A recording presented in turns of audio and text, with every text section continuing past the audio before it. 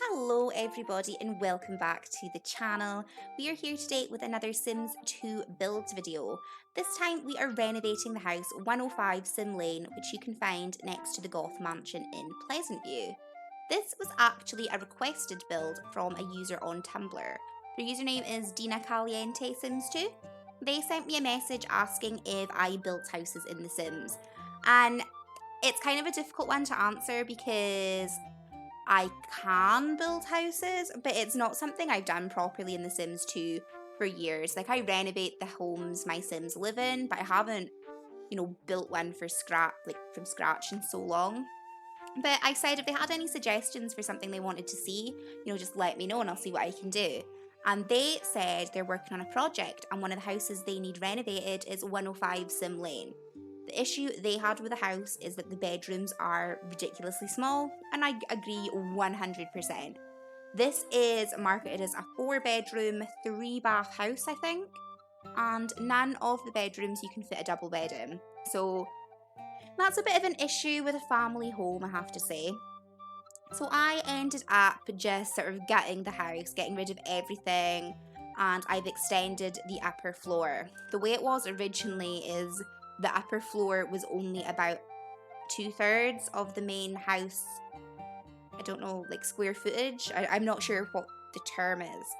So although the roof doesn't look as cool now as it did on the original build, needs must. We have more space now.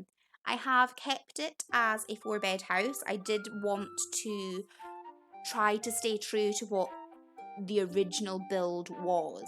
We have lost a bathroom in the process though.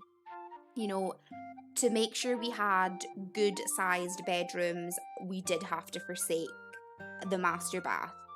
But that's fine.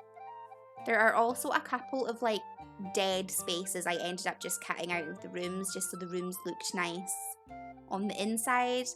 So it was just easier to block off a square than try to make it work with a weird indent into your bedroom. So the way this actually turns out is we've got a master bed, a child's room, a nursery and a study. Now the nursery and the study are quite small, I'm not going to lie. However, a sort of easy way to fix that is if you just knock out the wall in the middle, you'll create a bigger bedroom. That would bring the house down to 3-bed. So, it's something to consider if, you don't need 4 bedrooms and you'd rather have the extra space to decorate. I struggled with the floor plan with this house for quite a bit. Ideally, if I spent longer on it, I would not have put the kitchen where I did. I was having some issues with my game though. I don't know what it is, but every time Windows is due an update, my laptop just cannot cope and just runs like rubbish. So every so often my game would just stop responding, and it was always quite tense because I thought I was going to lose my entire house. So I had to keep going out and saving, and it was a whole ordeal. But I'm not too disappointed with how the house came out. I think it's quite nice. I really struggle furnishing if I don't know what Sims are going to live there though. This house has not been lived in, so I have included a download link for it in the description below. This is completely CC free, no Sim has lived in it, so it should be safe to add into your game, but as always with Sims 2 content, please back up your saves before adding anything new in. The Sims 2 corrupts so easily, and it's just better not to take that risk. So always back up your saves before you put any lots, custom content, mods, whatever into your game. But yeah, since no Sims are made for this house and I wasn't moving anybody in, I did struggle with clutter is my main issue. I don't know how to clutter a house if I don't know the personality of the Sims. That was something I did struggle with. So it's not furnished as fully as I would normally furnish a house. I do love that blue wallpaper though. I think that gives the house some much needed colour. Yeah, this is one of those places where my game just stopped responding. So if you have seen any pauses in the video, that is why. So yeah, my kitchen ended up being here at the front door, which isn't ideal, but I did the best I could. You know, I didn't really want the living space to be there because that sort of corner with the windows is quite cramped. So I wanted to have a nice big open living space. So this was the best I could do. Also, with having no Sims in this house, I'm not entirely sure if that breakfast nook is fully functional. I struggle with routing in The Sims 2 and I can never really gauge what a Sim can access and what they can't. So the 3 chairs on the outside will definitely be fine. That one by the window might not be. Again, have not moved anyone into this house. Don't know if it all works.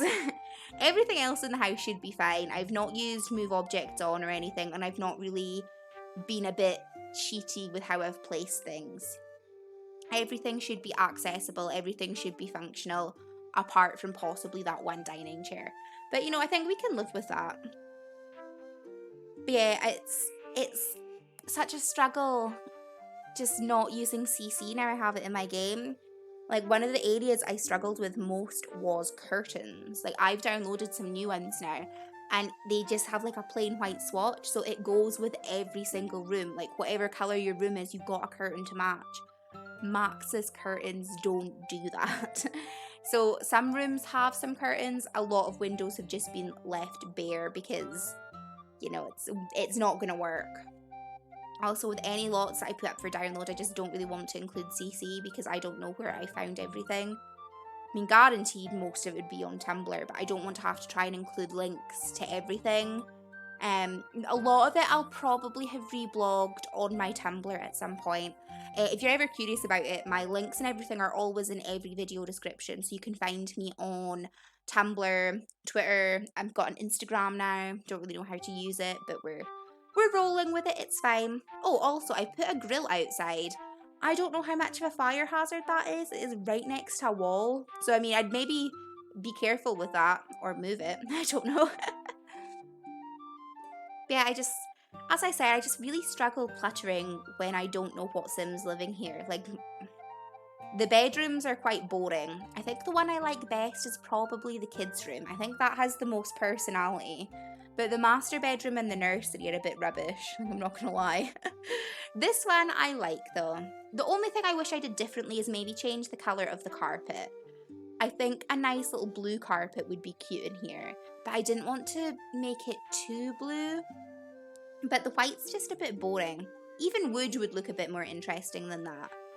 Though normally I do like carpets in bedrooms just because when you get out of bed in the morning you are not on like cold wood flooring.